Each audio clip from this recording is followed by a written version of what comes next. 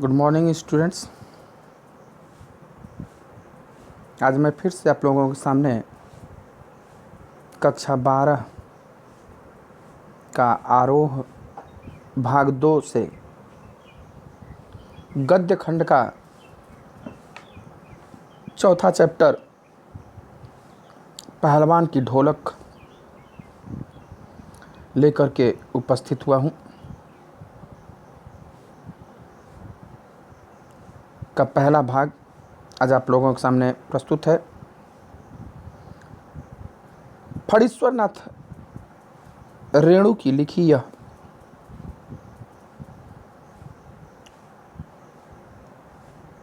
रचना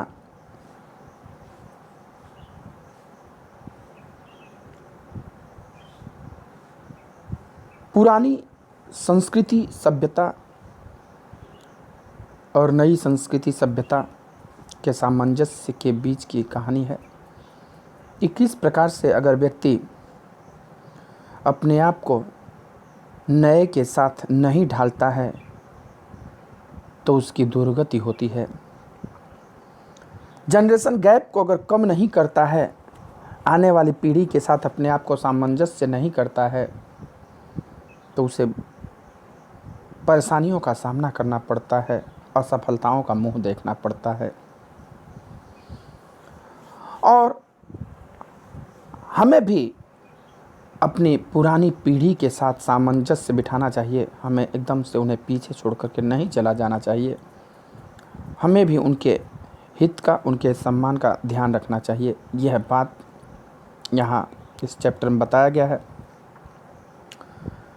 फणीश्वरनाथ रेणु, जिनका जन्म 4 मार्च सन 1921 ईस्वी में 21 बिहार के पूर्णिया जिला के औराही हिंगना नामक गांव में हुआ था।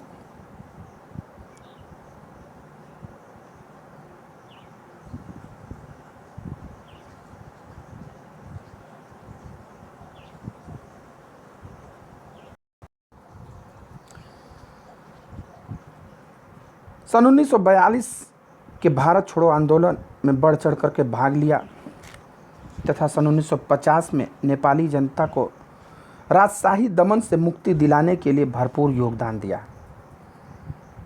इनकी साहित्य साधना व राष्ट्रीय भावना को मद्देनजर रखते हुए भारत सरकार ने इन्हें पद्मश्री से अलंकृत किया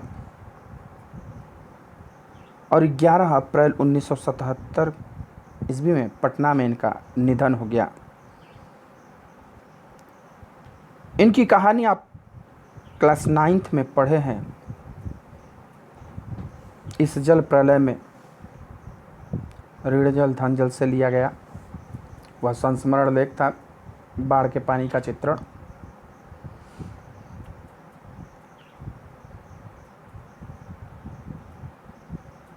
ये आंचलिक उपन्यासकार के नाम से विख्यात हैं। इनकी जो उपन्यास है मैला आंचल काफ़ी लोकप्रिय हुआ। इस उपन्यास ने हिंदी उपन्यास विधा को नई दिशा दी। हिंदी जगत में आंचलिक उपन्यासकारों पर विमर्श मैला आंचल से ही हुआ। उससे पहले लोग आंचलिक उपन्यासकार को नहीं जानते थे, न तवज्जो देते थे। आंचलिक यानी क्षेत्रीय, अपने क्षेत्र में फैली सभ्यताओं का, संस्कृतियों का, कुप्रथाओं का, समस्याओं का वर्णन करना। यह उपन्यास इतना फेमस हुआ कि इस पर फिल्म बनी, राम तेरी गंगा मैली।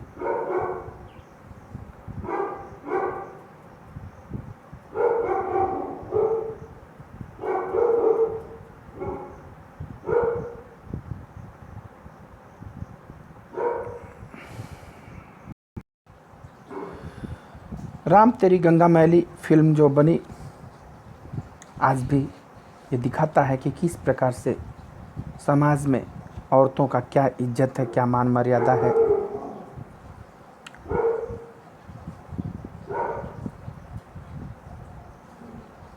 आंचलिकता की इस अवधारणा ने उपन्यासों और कथा साहित्य में गांव की भाषा, संस्कृति और वहां के लोक जीवन को केंद्र में ला खड़ा कर दिया। लोकगीत, लोकोक्ति, लोक संस्कृति, लोक भाषा एवं लोक नायक की इस अवधारणा ने भारी भरकम चीज एवं नायक की जगह अंचल को ही नायक बना डाला। यानी कोई विशेष उसमें हीरो नहीं, कोई खलनायक नहीं, वह क्षेत्र विशेष की समस्या है, उसका हीरो हो गया, उसकी परिकथा हो गई। उनकी रचनाओं में अंचल कच्चे और अनगढ़ रूप में ही आता है, इसलिए उनका यह अंचल एक तरफ सस्य श्यामल है तो दूसरी तरफ धूल भरा और मैला भी है। आज़ादी के बाद भारत में जब सारा विकास शहरों में केंद्रित होता जा रहा था, तो ऐसे में रेणु ने अंचल की समस्याओं को अपने साहित्य में स्थान दिया। जब देश आज़ाद हुआ तो उस समय पूरा फोकस शहरों में ही था। शहरों में रोड की व्यवस्था, शहरों में लाइट की व्यवस्था, शहरों में सीवर की व्यवस्था, शहरों में पानी की व्यवस्था, मतलब गांव की तरफ कोई ध्यान ही नहीं आता था। तो इन्होंने अपनी कथा के माध्यम से, अपनी कहानियों के माध्यम से, उपन्यास के माध्यम से गांव की समस्याओं को उकेरा है। उनकी रचना इस अवधारणा को पुष्ट करती है कि भाषा की सार्थकता बोली के साहचर्य में ही है। इनकी जो प्रमुख रचनाएं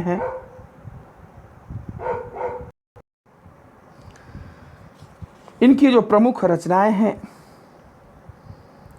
उपन्यास मैला आंचल, परती परिकथा, दीर्घतपा, कितने चौराहे, कहानी संग्रह में ठुमरी, अग्निखोर, आदिम रात्रि की महक, एक श्रावणी दोपहरी की धूप, संस्मरण में ऋणजल धनजल, बन तुलसी की गंध, श्रुत अश्रुत, पूर्व, रिपोर्टाज में है नेपाली क्रांति कथा। इनकी तमाम रचनाएं रेणु रचनावली के नाम से प्रकाशित है।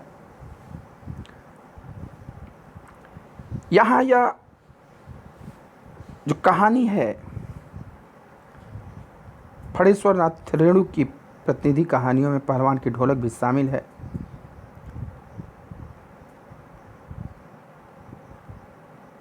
रेणु की कहानी में गांव, अंचल एवं संस्कृति को सजीव करने की अद्भुत क्षमता है। ऐसा लगता है मानो हर एक पात्र वास्तविक जीवन जी रहा हो।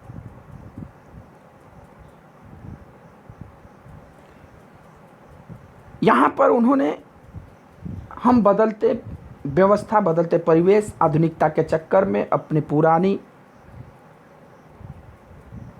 लोक परंपराओं को भूलते जा रहे हैं।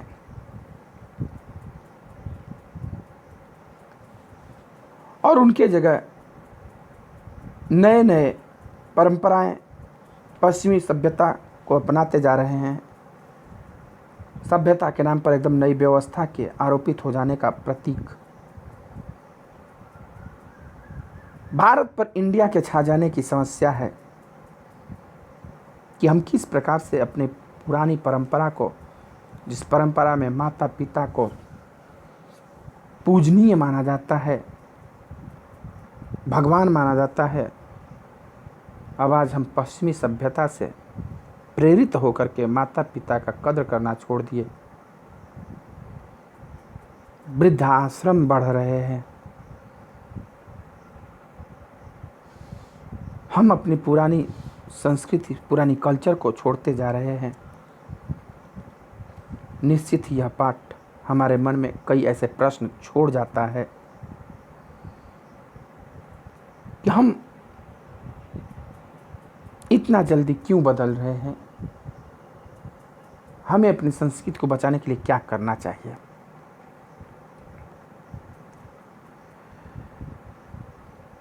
पहलवान की ढोलक,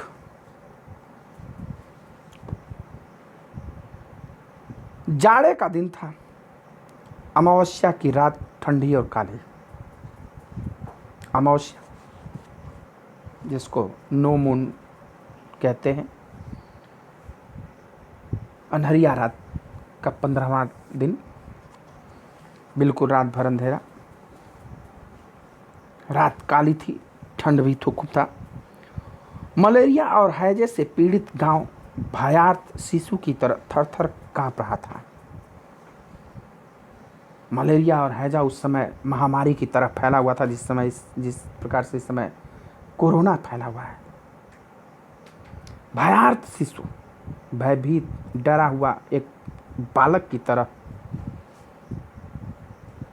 पूरा गांव कांप रहा था।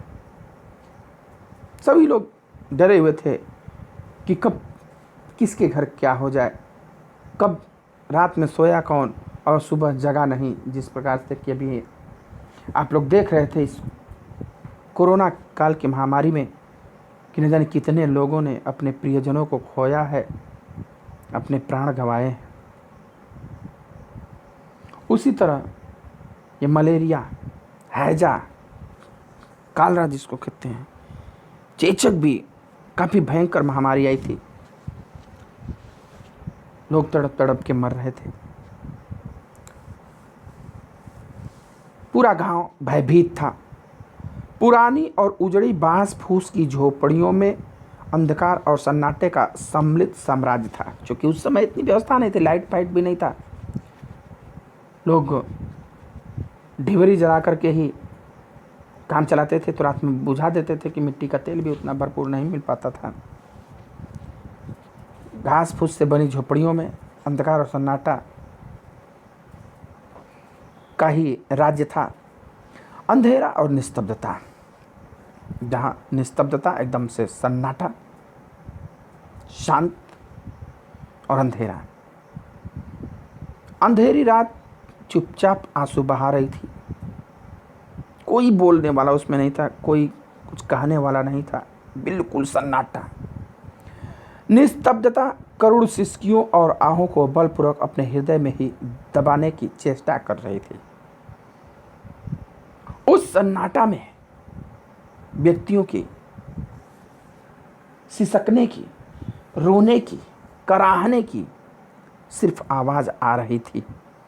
उस आवाज को भी वह सन्नाटा दबाने का प्रयास कर रही थी। लोग दर्द से कराह रहे हैं, चीख रहे हैं, सिसक रहे हैं। चीखने की तो ताकत ही नहीं थी, सिसकते सिसकते लोग मर जाते थे। आकाश में तारे चमक रहे थे, पृथ्वी पर कहीं प्रकाश का नाम नहीं। आकाश में तारे चमक रहे थे, पृथ्वी पर कहीं प्रकाश का नाम नहीं। अर्थात सरकार की तरफ से योजनाएं तो बहुत आ रही थी, लेकिन धरती पर या यथार्थ में उन योजनाओं का कहीं कोई चरितार्थ होता दिखाई नहीं देता था। अर्थात वो योजनाएं, वो लाभ सिर्फ सरकार तक ही सीमित रह जाती थी, आम जन तक आ नहीं पाती थी।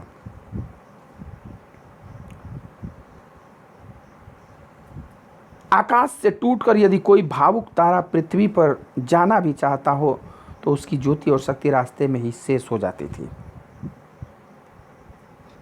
अगर थोड़ी बहुत कोई राहत या मदद आ भी जाता था तो वो इतना अपर्याप्त होता था कि उसका कोई मतलब ही नहीं रह पाता था। इनकी समस्याओं का निदान नहीं हो पाता था, इनकी समस्याओं का समाधान नहीं हो पाता था।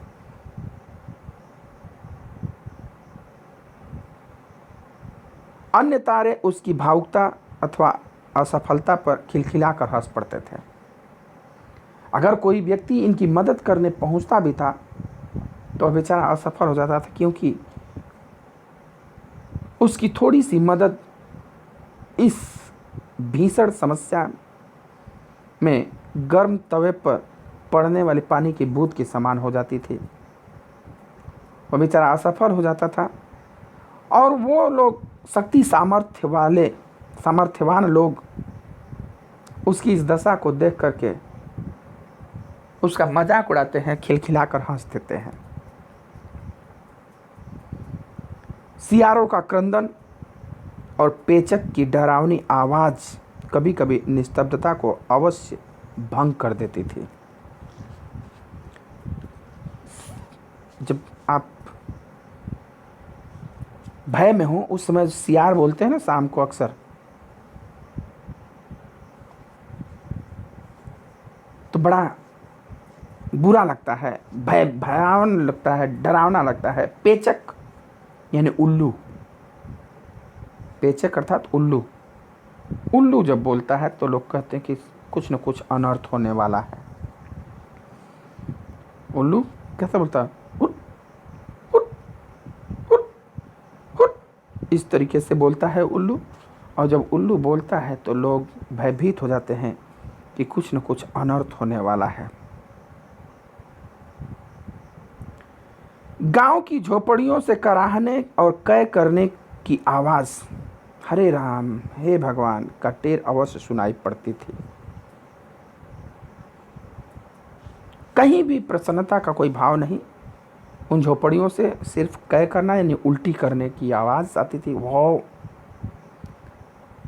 और उल्टी करने के बाद अगर थोड़ी बहुत ताकत होती, हे राम हे भगवान हरे कृष्ण हरे राम, भगवान का नाम लेते थे, यही आवाज थोड़ी बहुत सुनाई देती थी। बच्चे भी कभी कभी निर्बल कंठों से माँ माँ पुकार कर रो पड़ते थे। एक तो खाने बिना सब कमजोर थे, कोई सहायता आ नहीं रहा था, और जिन बच्चों की माँ सामने मर रही हो या जो बच्चा मर रहा हो वो शक्तिहीन होते हुए अब बस इतना ही कह पाता था, माँ माँ। पर इससे रात्रि की निस्तब्धता में विशेष बाधा नहीं पड़ती थी। ये इतना आवाज उस रात के सन्नाटे को तोड़ने के लिए काफी नहीं था। कुत्तों में परिस्थिति को ताड़ने की एक विशेष बुद्धि होती है। जो कुत्ते होते हैं वो बड़े समझदार होते हैं। कुत्ता बड़े समझदार और बड़े वफादार होते हैं कुत्ते। वो आने वाली परिस्थिति को भांप लेते हैं कि क्या परिस्थिति आने वाली है, यहाँ परिस्थिति सुखद होने वाली है या दुखद होने वाली है, वो इस बात को भांप लेते हैं। जान जाइए, यहाँ का माहौल खुशी वाला है या गम वाला है, वो भी ये भांप लेते हैं। सो वे दिन भर राख के घूरों पर गठरी की तरह सिकुड़ कर मन मार कर पड़े रहते थे, और संध्या या गंभीर रात्रि को सब मिलकर रोते थे। कहा जाता है कुत्तों का रोना भी अपशगुन माना जाता है, कि कुत्ते रोते हैं तो अच्छा नहीं होता है, कुछ न कुछ बुरा होने वाला है। दिन भर तो वो जाड़े का दिन था तो लोग आगे जलाए रहते थे। रात में सुबह बुझ जाती थी आग तो उसी राख में सिकुड़ करके बैठे रहते थे और रात में सब मिलकर रोते थे। रात्रि अपनी भीषणताओं के साथ चलती रहती और उसकी सारी भीषणता को ताल ठोक कर ललकारती रहती थी सिर्फ पहलवान की ढोलक। रात अपनी इस भयंकर सन्नाटा के साथ चल रही है। उस सन्नाटे, उस निस्तब्धता को कोई भेद नहीं पा रहा है, कोई तोड़ नहीं पा रहा है। उस सन्नाटे को, उस निस्तब्धता को तोड़ने का काम या चुनौती लेती है तो वह है पहलवान की ढोलक। संध्या से लेकर प्रातःकाल तक एक ही गति से बजती रहती है। चढ़दा गिरदा चढ़दा गिरदा चढ़दा गिरदा, यानी आजा भिड़ जा आजा भिड़ जा। बीच बीच में चटाक चढ़दा चटाक चढ़दा चटाक चढ़दा, यानी उठाक पटक दे उठाक पटक दे। पहलवान जो अपना गुरु ढोलक को मानता था, उसकी आवाज़ को वो अपनी शक्ति मानता था, उसी पे दाव पेच लगाता था। वो मानो कि ढोलक उससे कह रही हो, और रात भर एक ही धुन बजाता था कि चढ़दा गिरदा चढ़दा गिरदा, यानी कि आजा भिड़ जा। इस जो मुसीबत आई है इससे भागो नहीं, इससे लड़ो, इससे भिड़ जाओ और इसको उठाकर पटक दो। रात भर बजाता था, शाम हो ही नहीं कि उसका ढोलक बजना शुरू हो गया और रात भर एक ही सुर बजता था, खूब तेज तेज से ढोलक पीटता था।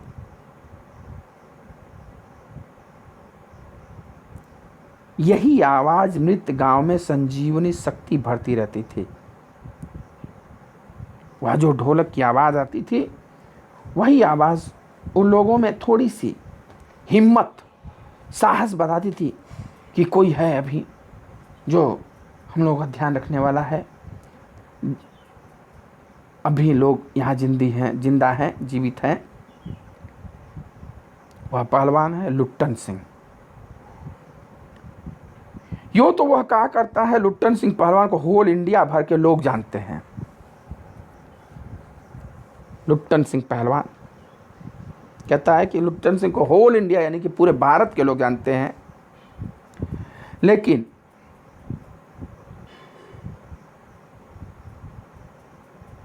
उसके होल इंडिया की सीमा शायद एक जिले की सीमा के बराबर ही हो। जिले भर के लोग उसके नाम से अवश्य परिचित थे। कहता है कि मुझे पूरे भारत के लोग जानते हैं, लेकिन शायद वो पूरे भारत को उस जिला तक ही सीमित मानता है कि यह जिला पूरा भारत है।